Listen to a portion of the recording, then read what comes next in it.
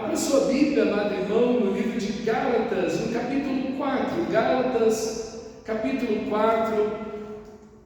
Nós vimos na semana passada, enquanto você está bem, eu vou lembrar você do que nós vimos na semana passada. Vimos o exemplo de Abraão, como Abraão, esse exemplo de alguém que confiou em Deus, como Deus chamou esse gentio, e ele foi salvo, ele creu em Deus, as promessas foram feitas para o gentio, não para o judeu, e como esse que creu em Deus foi justificado, se tornou então um judeu, e o símbolo dessa fé que ele teve foi a circuncisão que ele recebeu.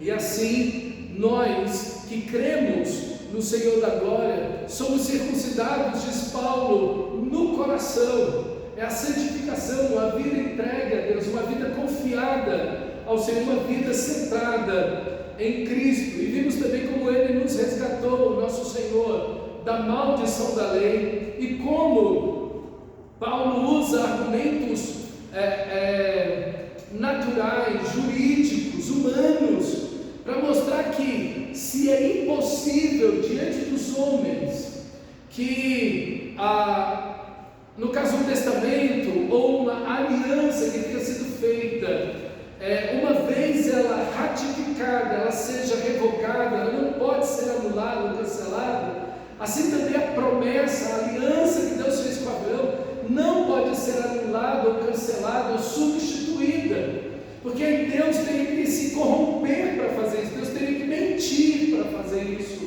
Então, se os homens não fazem isso, se isso é ilegal diante dos homens, que dirá diante do Deus Santo? Então o argumento de Paulo é exatamente esse, e a pergunta óbvia é essa: então para que a lei? E aí então Paulo vai mostrar que a lei veio por causa do pecado, a lei veio para revelar que nós somos pecadores, mas também para revelar a santidade de Deus. A lei é um espelho do rosto de Deus, a lei mostra a santidade, a justiça, a verdade de Deus. A lei mostra que Deus é único e não há nenhum outro Deus, e que Ele deve ser amado e adorado de todo o coração, como Ele criou e cuida de todas as coisas, mas também como todos pecaram. A lei também mostra a necessidade de um sacrifício perfeito, porque o pecado produz a morte. Então a lei veio para mostrar isso, que uma vez o pecado entrou na vida do ser humano, na primeira vez que ele pecou, uma única vez que ele pecou, a morte se estabelece ali, na vida daquela pessoa.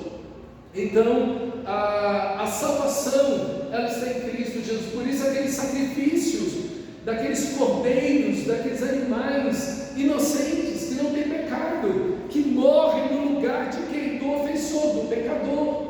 Então, no lugar do pecador morrer, ele coloca as mãos sobre o animal, confessa seus pecados, e o animal morre no lugar dele, o derramamento do sangue. Tudo apontava para a necessidade de um sacrifício perfeito na cruz do Calvário, pelo próprio Filho de Deus. Então, aqui Paulo, ele mostra o porquê da lei, e mostra também que a lei é o ário, é o pedagogo, é aquele guia, aquele guardião que vai guiar a nação de Israel até o Messias, até Jesus. Então, os homens iam morrendo. Moisés, Abraão morreu, Jacó, Isaac, José, Moisés, Josué, esses grandes líderes profetas, todos eles têm um período de vida, mas a lei não, a lei continuava para guiar o povo de Israel até Cristo. Por isso que a lei está acima de todos os homens. Quando a lei chega a Cristo, quando Cristo se apresenta, quando nós vamos ver na plenitude dos tempos, né? Exatamente essa é a ideia aqui do capítulo 4. Então a lei entrega o povo de Israel ao Messias. Aqui a ideia de Romanos, que o fim da lei é Cristo. O fim da lei no sentido de que o objetivo da lei é Cristo. O fim da lei no sentido de que Cristo cumpriu a lei e Ele tem um sacrifício superior aos sacrifícios da lei de Moisés. Então, aqui está quem é maior do que a lei, Cristo Jesus, o o nosso Senhor. E agora o apóstolo Paulo, no capítulo 4, ele vai falar sobre a saída da escravidão para nos tornarmos filhos de Deus. E diz assim o texto sagrado, eu vou ler os 7 primeiros versículos e vou meditar com você, e depois eu vou ler os outros. Digo, porém, o seguinte: durante o tempo em que o herdeiro é menor de idade, em nada difere de um escravo, mesmo sendo senhor de tudo, mas está sob tutores e curadores até o tempo predeterminado pelo Pai. Assim também nós, quando éramos menores, estávamos escravizados aos rudimentos do mundo, mas quando chegou a plenitude do tempo, Deus enviou seu Filho, nascido de mulher, nascido sob a lei, para resgatar os que estavam sob a lei, a fim de que recebêssemos a adoção de filhos. E porque vocês são filhos, Deus enviou o Espírito de seu Filho ao nosso coração, e esse Espírito chama Abba Pai. Assim, você já não é mais escravo, porém filho, e sendo filho também é herdeiro de Deus. Então, vamos para o nosso texto. Aqui, o apóstolo começa com exemplos humanos novamente. Ele... E a questão dela ser dada por anjos? Tá, pergunta, a lei foi dada por anjos. Havia uma ideia a respeito disso? Hebreus vai falar sobre isso, né? A palavra dada por meio de anjos, lá no capítulo 2 de Hebreus, mas também o próprio Estevão, quando está discursando, quando ele está defendendo o Evangelho, lá no livro de Atos, se não me falha a memória, no capítulo 7, ele vai falar exatamente sobre essa ideia de que a lei também foi dada por anjos. Era um conceito que os judeus tinham, de que a lei é algo que vem de Deus, é o próprio Deus entregando a lei. E claro, a ideia de que os anjos estavam envolvidos na entrega da lei, cuidando de Moisés, coisas desse tipo. Mas é mais uma coisa que é mais um conceito dos judeus, judaico, do que assim, uma ênfase bíblica. Você não vai ver essa ênfase, por exemplo, no livro de Êxodo, onde a lei é dada, ou no livro de Levítico, ou de Deuteronômio, que os anjos estejam envolvidos na entrega da lei, enfim. Mas com certeza há algo aí de influência celestial, porque a própria lei ela vem de Deus, ela é espiritual, ela é santa. O mandamento é santo, puro, perfeito, justo. Então a ideia do celestial está muito presente aí, ok? Nesse conceito da entrega da lei pelos anjos. 7:38 de Atos diz: e este Moisés que esteve na congregação do deserto, com o anjo que lhe falava no Monte Sinai e com os nossos pais, foi ele quem recebeu palavras vivas. Sim. Não poderia ser um mensageiro, né?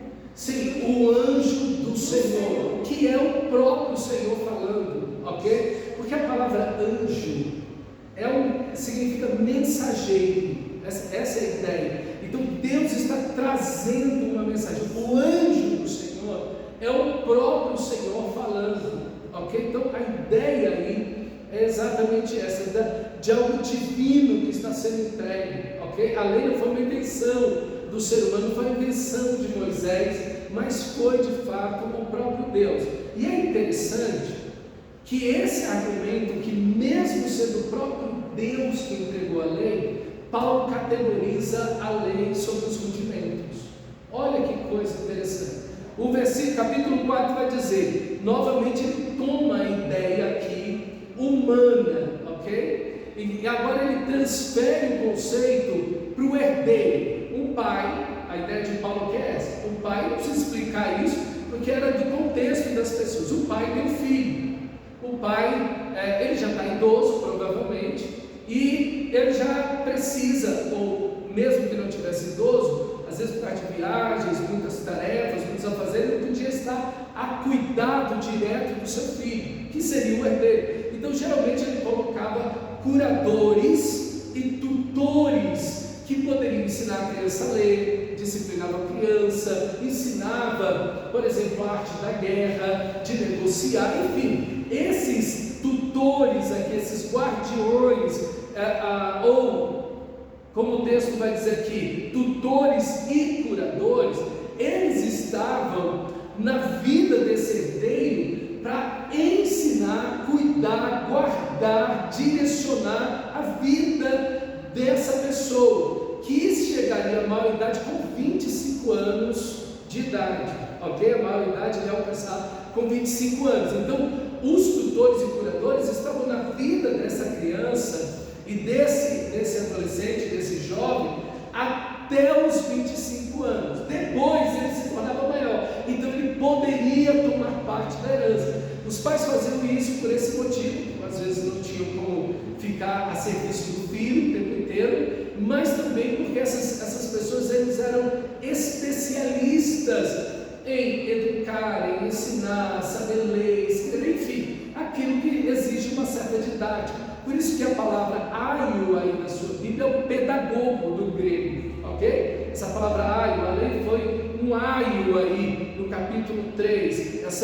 ou outra tradução vai trazer um guardião, é a palavra pedagogo aí. Então ele que vai ensinar e vai proteger essa criança. E se eventualmente o pai morre, esses curadores e tutores, eles estavam para guardar e administrar a riqueza do herdeiro até ele chegar aos 25 anos.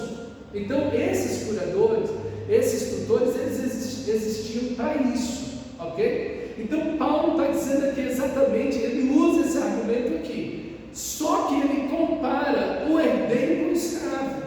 Olha aí no versículo 1, digo porém o seguinte: durante o tempo em que o herdeiro é menor de idade, em nada diferente do escravo, mesmo sendo senhor de tudo. Ele é herdeiro, ele tem tudo, mas ele é como um escravo, ele não é livre, ele não tem uma vontade livre.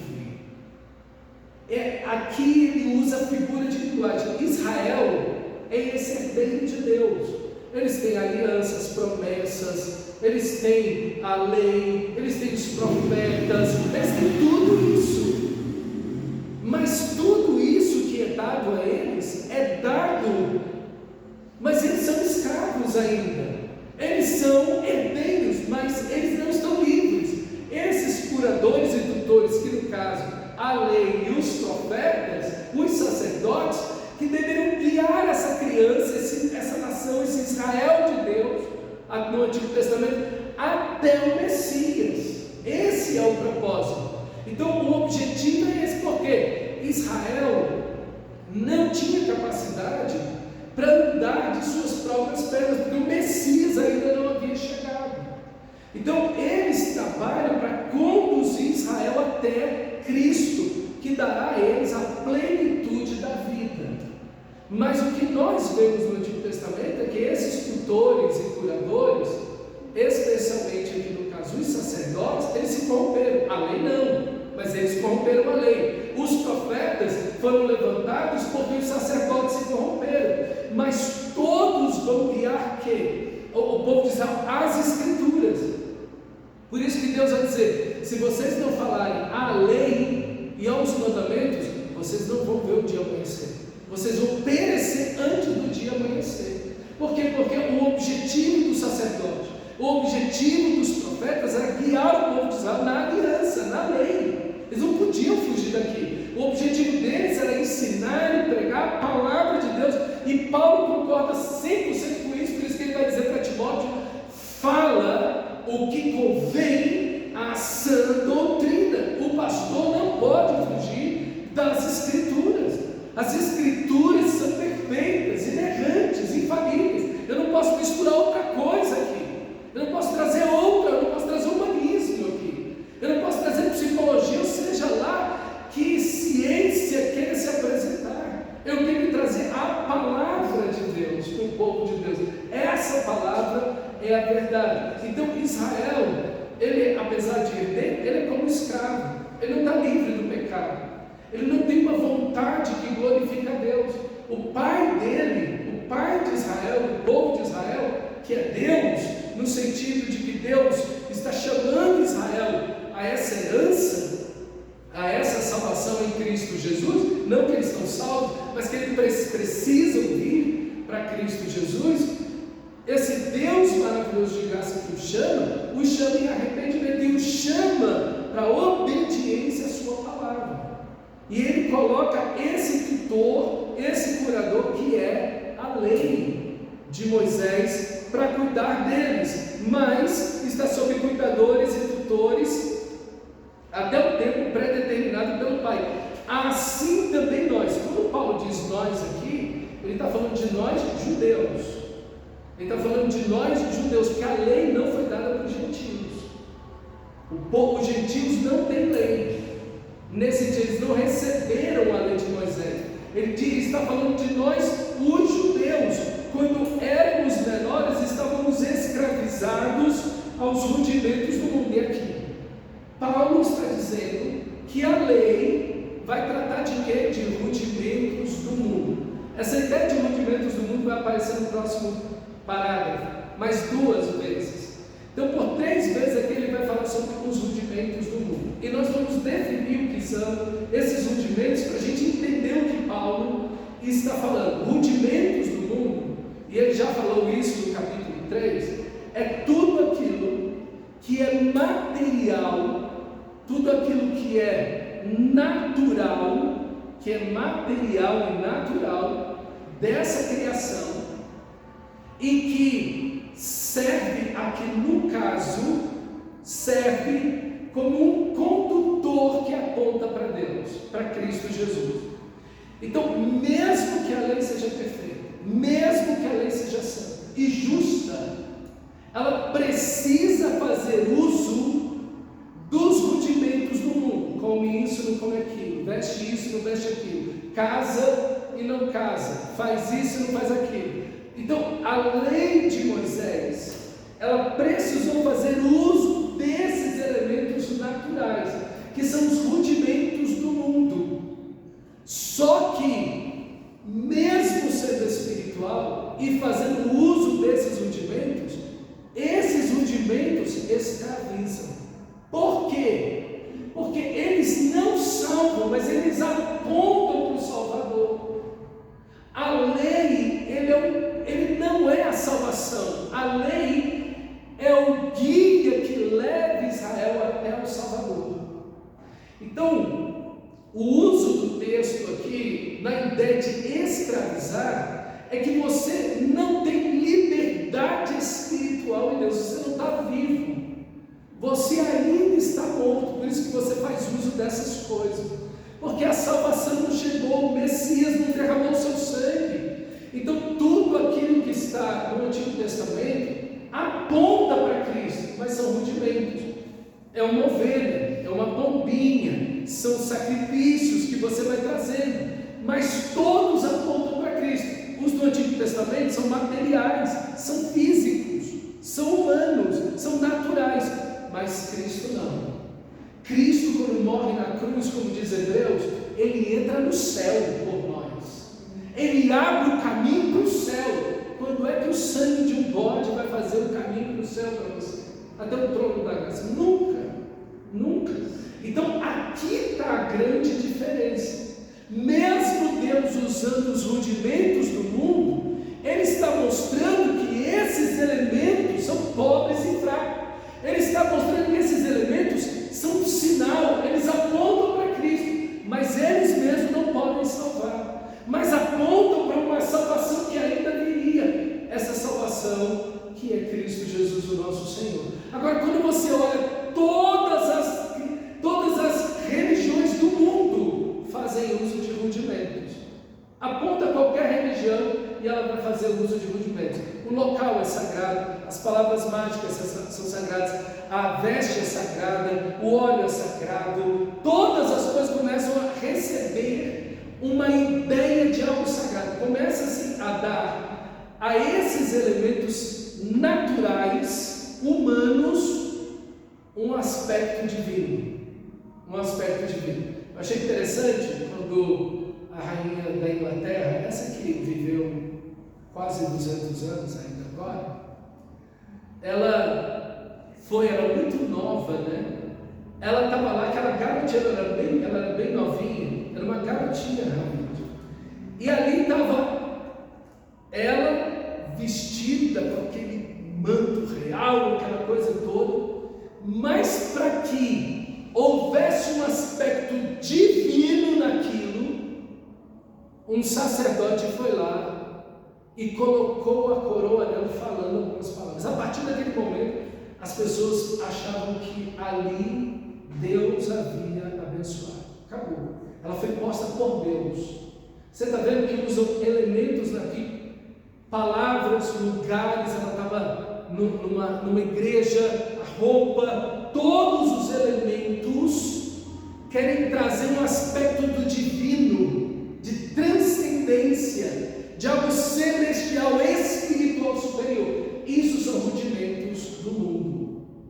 Então, quando as pessoas falam, essa água, a pedra de tal lugar, a água do rio tal, tudo isso são rudimentos do mundo. E Jesus não estava ligado com isso em absoluto. Jesus chegou lá no templo e viu que fizeram da casa do pai dele uma caverna de madeira. Só virando tudo. Não tem problema nenhum com isso. O que são os rudimentos do mundo? Senhor, veja que templo lindo, as pedras brilhando, ouro resplandecendo no sol, aquela coisa extraordinária. Não vai ficar perto de um lugar aqui que não seja Deus. Você não vê Jesus em absoluto conectado com os rudimentos desse mundo. Em absoluto. Essa é uma coisa nossa.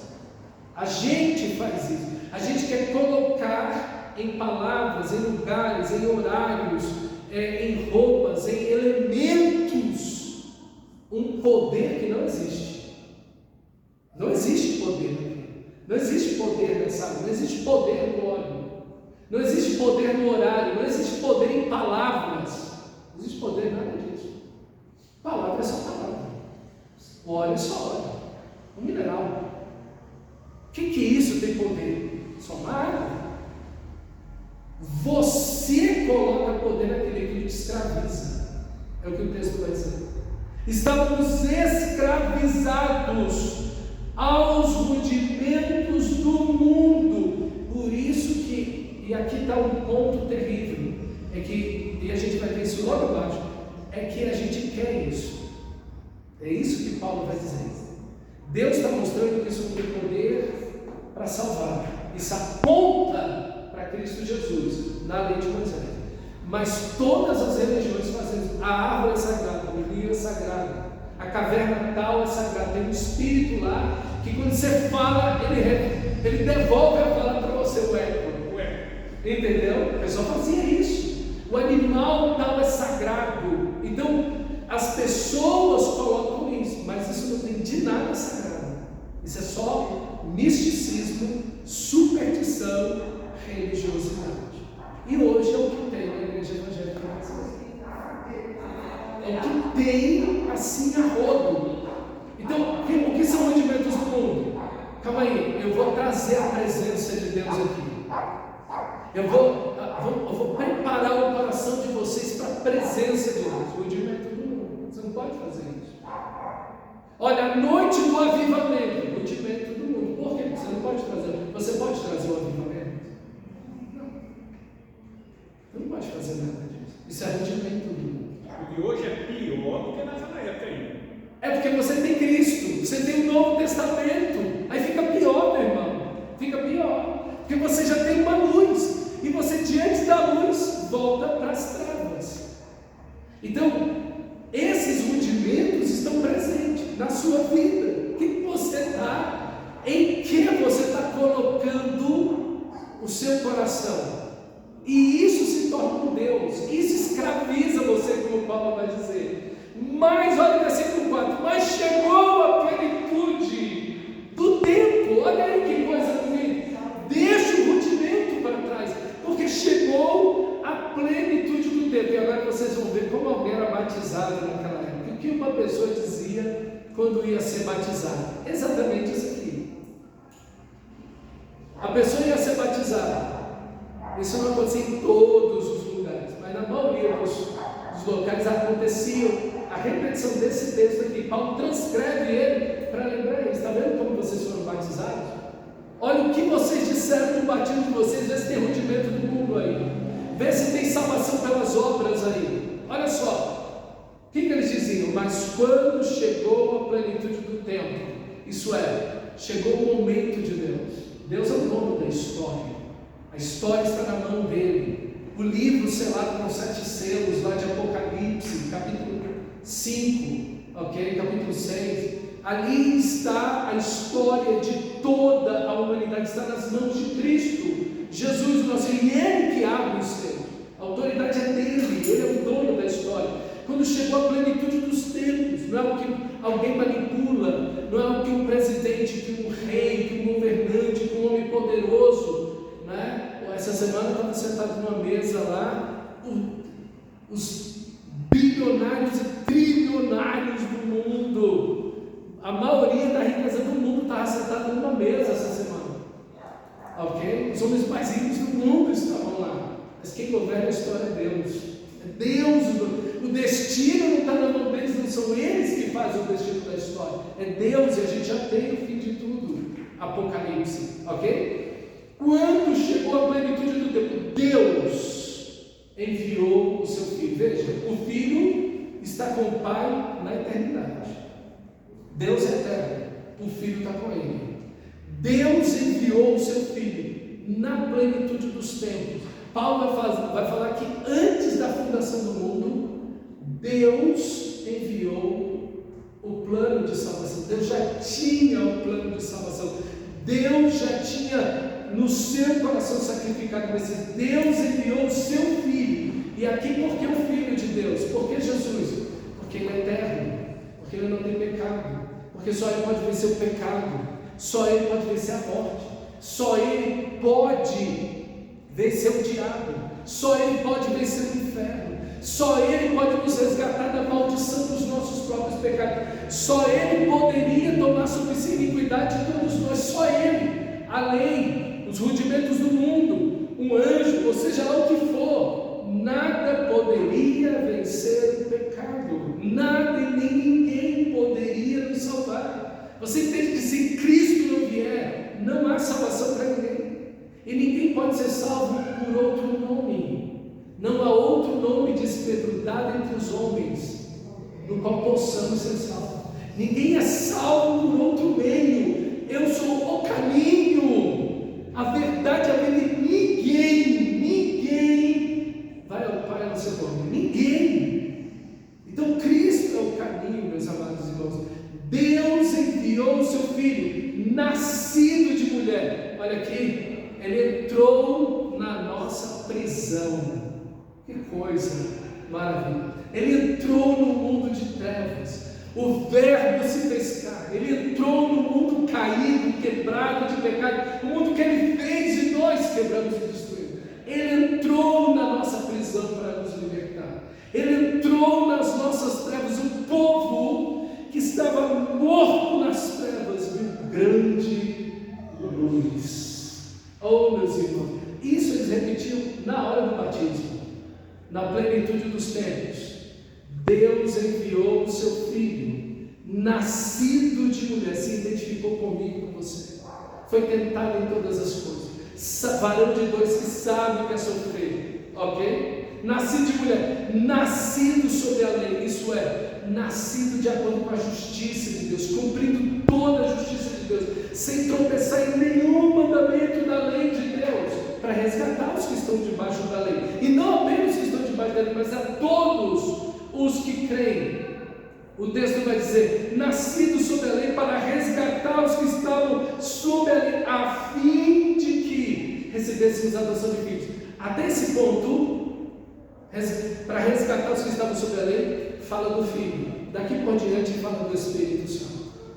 Isso é um quiasmo, difícil de explicar isso para você agora, não é lindo demais esse texto. Só uma pergunta, toda a humanidade, só Jesus Cristo cumpriu ali. Só Ele. Só Ele. Ninguém. Por quê? Porque como Deus pode aceitar você? Como Deus pode aceitar uma pessoa?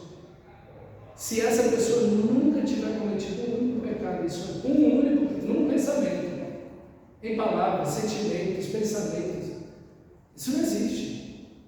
Não existe. Isso não existe.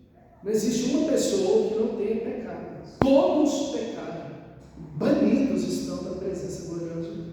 Então só Cristo cumpre a lei. Só Cristo é o varão de dores perfeito, sem nenhum pecado. Ele foi tentado em todas as coisas, sem pecado. Só Ele e mais ninguém. Então, essa justiça de Cristo, essa vida perfeita, Ele entrega para você. E os seus pecados, a sua vida, as suas maldições, Ele recebe na cruz do Senhor. Ele troca de lugar com você. Então, quando Deus olha para você, Ele vê você perfeito em Cristo. Não é que Deus não veja os nossos pecados, mas Ele vê a justiça de Cristo em mim e em você. Ok?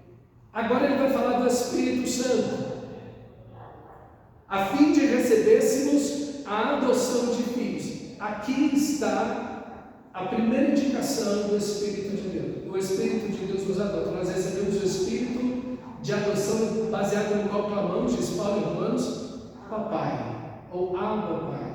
Então o Espírito de Deus, isso aqui, acaba o rudimento do mundo, tudo aqui. É Deus que age, na plenitude dos tempos. Deus enviou seu Filho. Você vê que não tem nada humano aqui. Deus enviou o seu Filho, nascido de mulher. O nascimento de Jesus foi sobre-humano, foi sobrenatural. Nascido de mulher, nascido sobre a lei, justo, perfeito, em obediência perfeita, para resgatar os que estavam debaixo da lei, a fim de que recebêssemos a adoção de filhos. Isso é, agora fomos adotados, agora fomos feitos filhos. Veja pessoal, você só é feito filho se você crê em Jesus. Então todo mundo é filho de Deus? Não, isso não é uma doutrina bíblica, é um jargão que se diz, todo mundo é filho de Deus. Não, biblicamente não. Biblicamente só é filho aquele que crê no Filho de Deus, que tem um compromisso com Ele, que entrou na aliança com Ele. Aí sim. Mas a todos quanto receberam, deu-lhes o poder de serem feitos filhos de Deus, a saber, os que creem ou não, que não nasceram da vontade da carne, nem do homem, mas nasceram da vontade de Deus. Aí está, veja, não há nada dessa terra, é tudo uma ação de Deus. O Evangelho é Deus entrando na história, é Deus guiando a história e entrando na história para nos salvar, para nos adotar como filhos, diz o texto sagrado. Versículo 6: e porque vocês são filhos, aqui é o centro de tudo, e porque vocês são filhos, e porque vocês são filhos, Deus enviou o Espírito de seu Filho ao nosso coração, e esse Espírito clama, Abba, Pai. Ele usa a mesma expressão de Romanos. Veja, tem alguma coisa aqui humana, material? Já percebeu que não tem nada material no lugar? Não tem absolutamente nada natural, material. Isso é o Evangelho. Isso é o Evangelho. O Evangelho é um encontro direto entre você e Deus, sem intermediários, sem rudimentos do mundo. É você e Deus, é Deus e você.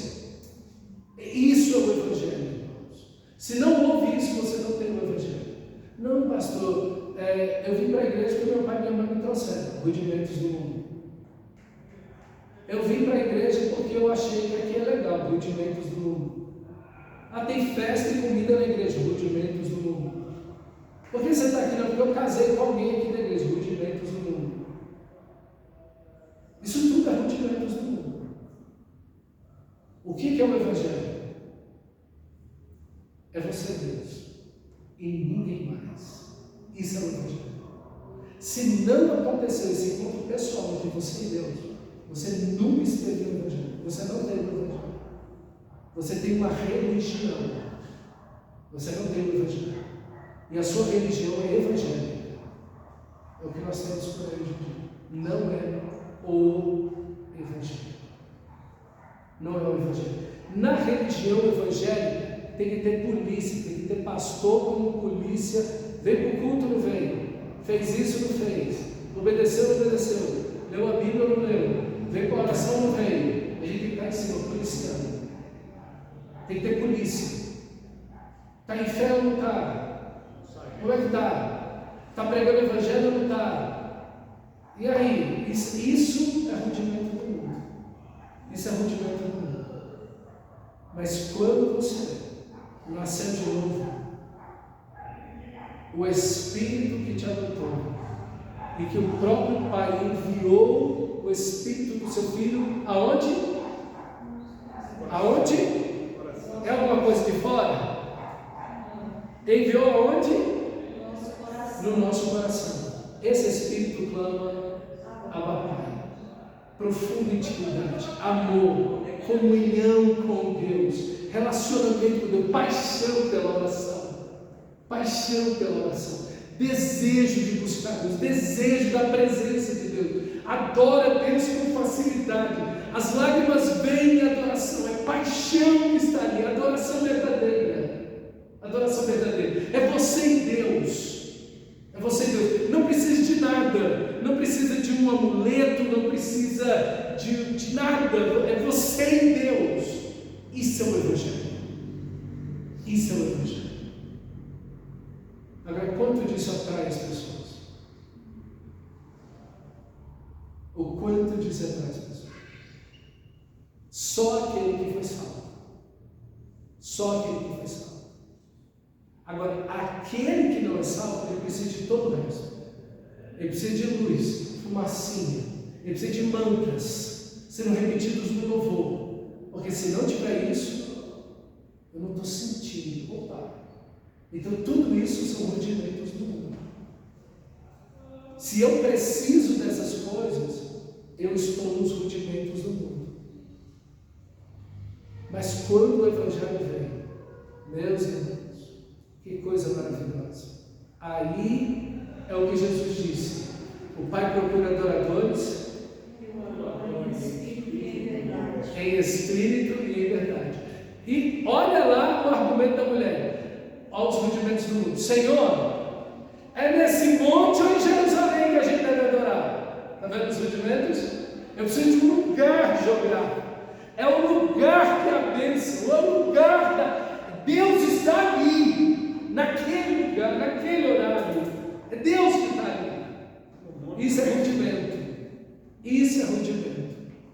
Aí Jesus vem e tira a mulher totalmente daquilo. Agora, quando ele tira ela é livre do pecado. Ela não vive mais a vida que ela vivia. Eu já tive 5 maridos e o que eu tenho agora não é meu. Ela sai disso.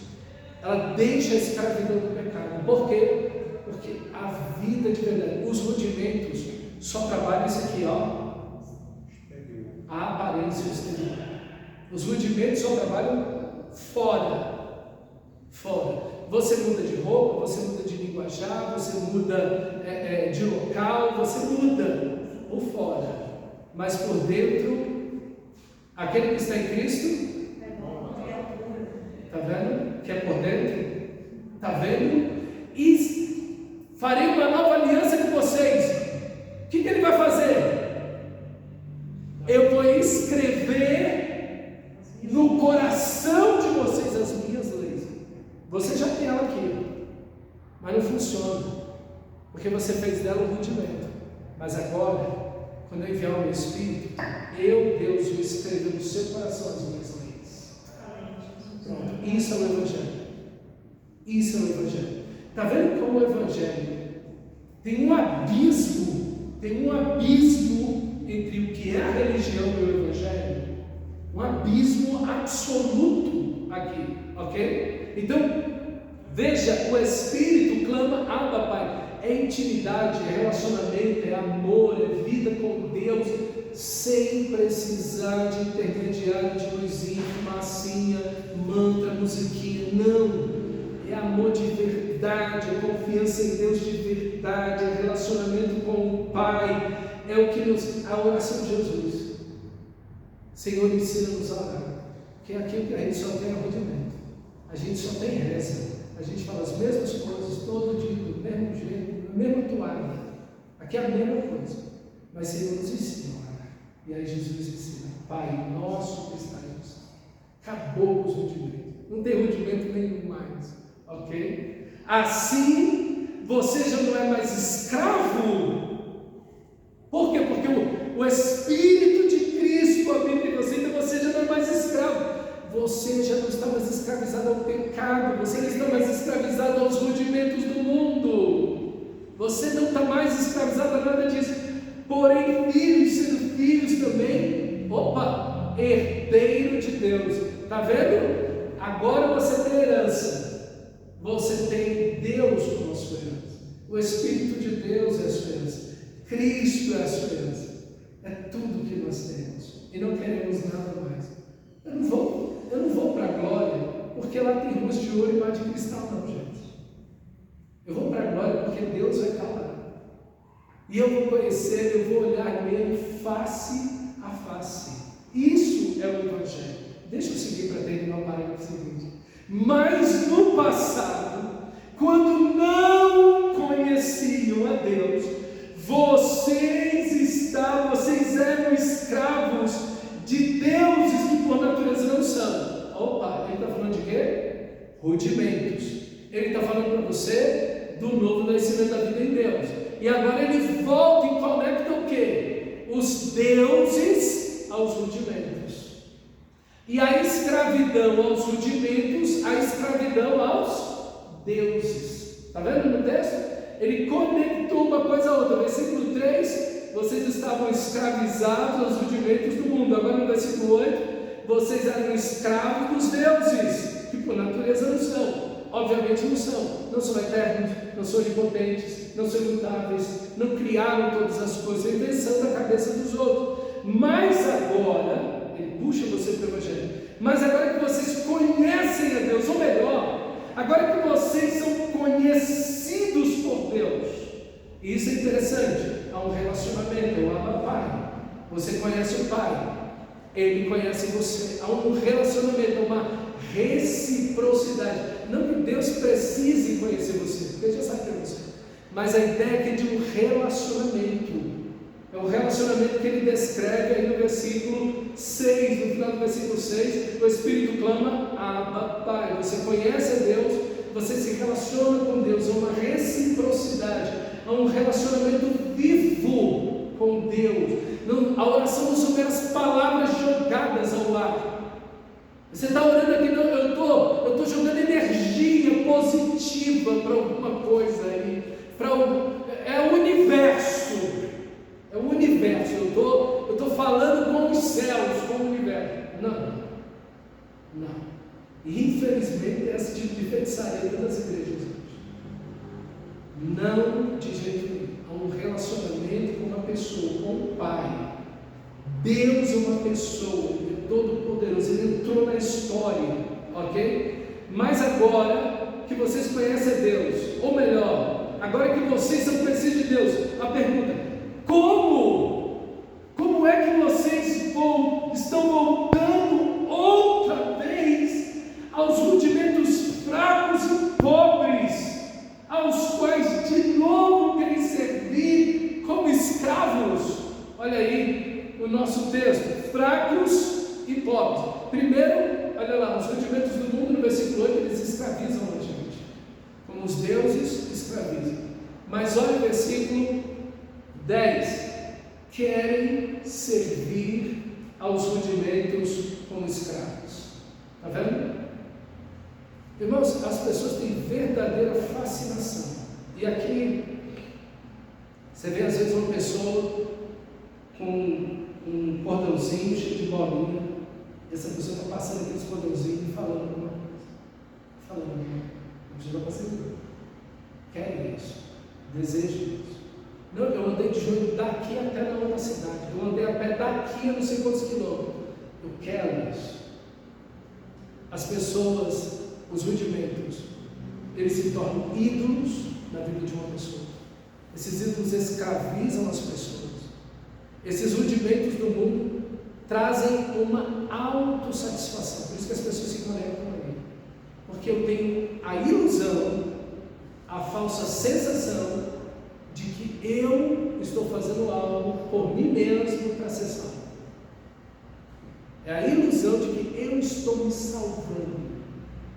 Por isso que as pessoas gostam, elas querem servir como escravos. De novo, Cristo, quando morreu na cruz, acabou com isso na sua vida. Agora está voltando isso de novo. Só que os rudimentos aqui são os elementos da lei de Moisés, que apontam para Cristo. Não são uma realidade, são um sinal que aponta para a realidade que deveria vir Cristo. E eles querem voltar de novo. Aí a lista de rudimentos, versículo 10. Vocês guardam dias, meses, tempos e anos. Tem um dia sagrado, tem a hora sagrada, tem a semana sagrada, tem o serviço sagrado. E colocam nesses locais, nessas coisas, um tipo de poder mágico. Não, mas o importante é ter fé. Geralmente é bobagem que você vai ouvir. Não, o importante é ter fé. Se você acha que aquilo funciona, está bom demais. Rudimentos do mundo. O Evangelho nunca vai te levar para isso. Isso não tem absolutamente nada a ver com o Evangelho. E o versículo 11: eu receio que o meu trabalho por vocês tenha sido inútil, vão. Quando você volta para os rudimentos, tudo que seu pastor fez por você acabou. Tudo que o Evangelho fez por você acabou. Tudo aquilo que Deus fez por você acabou. Tudo que Cristo fez na sua vida acabou. Por quê? Porque você está tentando salvar a si mesmo por meio de rudimentos do mundo. Eu vou fazer isso, eu vou me salvar. Eu vou fazer isso, eu me aproximo de Deus. Se eu sentir tal coisa, se eu estiver em tal lugar, então é isso, irmãos, que nós jamais devemos fazer. Olha só o que ele vai dizer no versículo 10.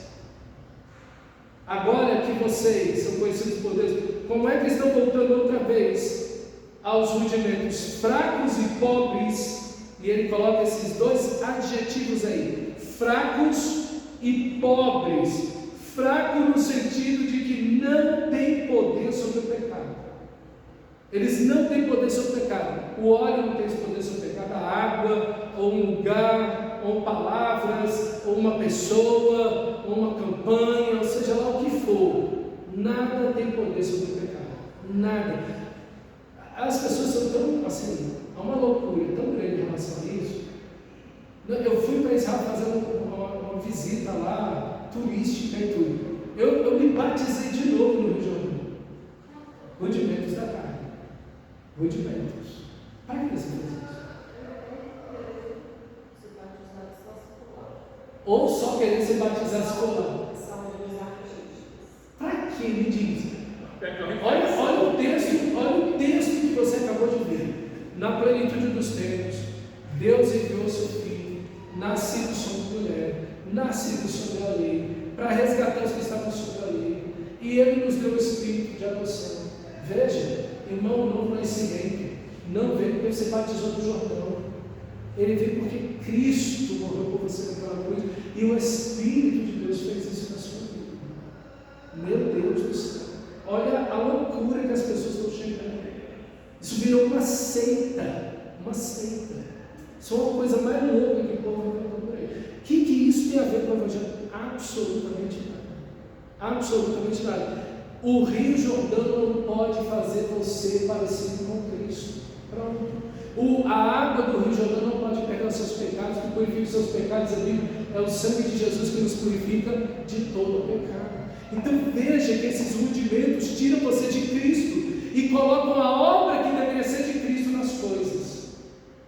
Viram uma superstição, viram uma macumba, uma feitiçaria, um espiritismo mesmo.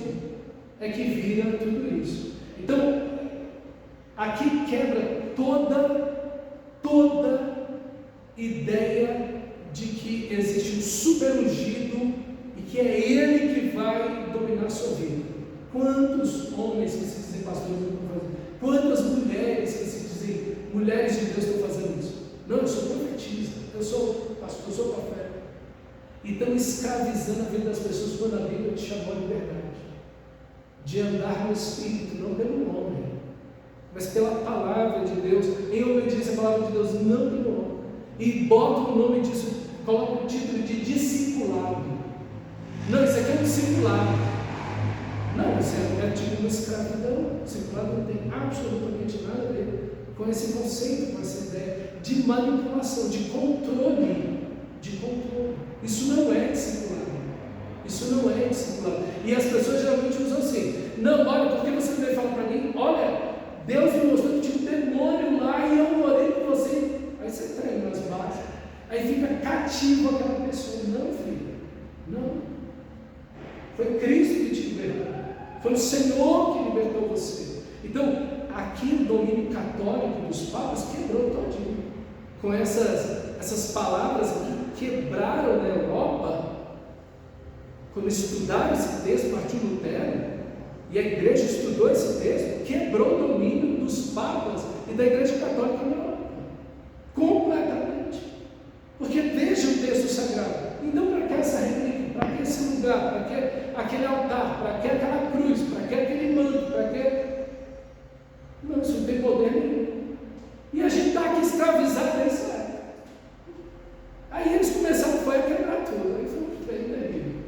Entendeu? Uma guerra civil lá. A liberdade. Aí o pessoal pegou e já fez o oposto. Esses rudimentos são fracos, porque eles não têm poder contra o pecado, mas eles também são pobres, porque eles não podem enriquecer você espiritualmente. Eles não te dão mais conhecimento de Cristo, eles não te transformam em imagem de Cristo, eles não te fazem dizer Abba Pai, nada disso. Pelo contrário, eles acabam te afastando da presença de Deus cada vez mais. No lugar de conduzir você para perto de Deus, eles escravizam você e te levam para longe de Deus, e é exatamente o que não deve acontecer. Então, meu irmão, que fique claro para mim e para você essa noite, que os rudimentos do mundo, eles não pertencem ao Evangelho. Não pertencem ao Evangelho. E como as pessoas precisam, assim como nós, de uma experiência verdadeira com Deus. E como você, cristão, deve cultivar a presença de Deus, esse Abba Pai, pelo Espírito, uma vida sólida em Deus, cultivando a presença de Deus em oração e adoração. Porque, irmão, a nossa vida cristã pode se apagar. Como Paulo diz, você pode apagar o Espírito, deixando de orar, deixando de ler a Bíblia, deixando de adorar, deixando de vir aos cultos, deixando essa comunhão preciosa com o Senhor. Você pode apagar o Espírito, entristecer o Espírito. Veja o relacionamento. É um relacionamento entre você e uma pessoa. Cristo Jesus, no seu Espírito, com o Pai, no Espírito Santo. É um relacionamento. Não é simplesmente uma coisa mecânica, mas é um relacionamento com Deus. E como nós precisamos orar pela salvação de pessoas. Porque quantas pessoas tiveram esse novo nascimento? Quantas pessoas que você vê que se dizem cristãs e que naturalmente expressam, demonstram esse amor vivo por Deus, essa paixão por Deus, essa transformação real de vida? Não é forçosa, não é uma capa que a pessoa põe, não é uma roupagem que se coloca, mas é a transformação do coração. Do coração. Quantas pessoas que você conhece que se dizem cristãs têm isso? Como nós precisamos orar pelo novo nascimento. Pelo novo nascimento. Vamos orar ao Senhor. Obrigado, Senhor, pela tua presença. Obrigado.